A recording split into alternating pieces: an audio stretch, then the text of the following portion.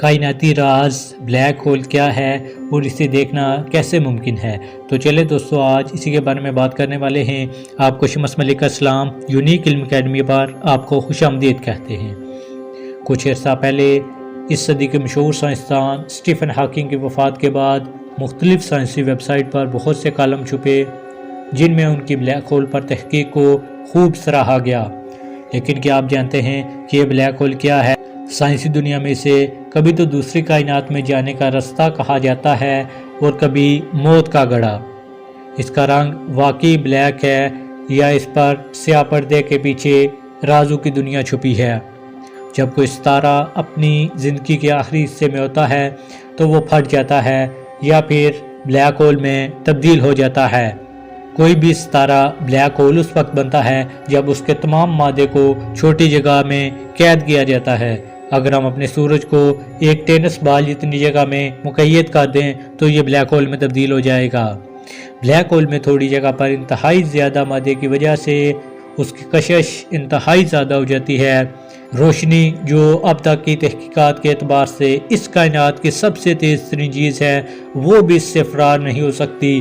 بیشتر افراد میں یہ تاثر پایا جاتا ہے کہ ہمارا سورج بلیک ہول بن گیا تو یہ نظام شمسی کے تمام سیاروں کو نگل لے گا۔ لیکن حیران کن بات یہ ہے کہ سائنسدانوں کے مطابق اگر سورج بلیک ہول بن بھی گیا تو تب بھی زمین اور باقی سیارے اپنے مدار میں بے ضرر چکر لگاتے رہیں گے۔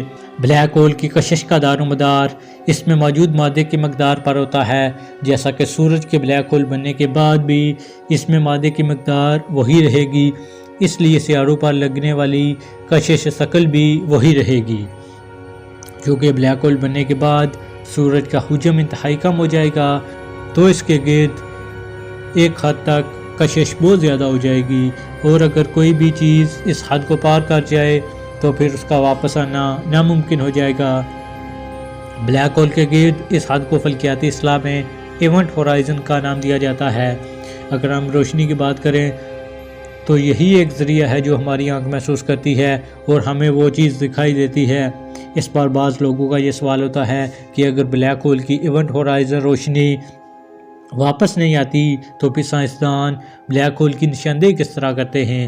اس کا آسان سا جواب یہ ہے کہ آج تک سائنسدانوں نے کبھی بلیک ہول کو دیکھا اور نہ ہی آنے والے وقتوں میں دیکھ سکیں گے، لیکن حال ہی میں ہماری اپنی ملکی وے کے کہکشاں کے مرکز میں ہزاروں بلیک ہول دریافت کیے گئے ہیں۔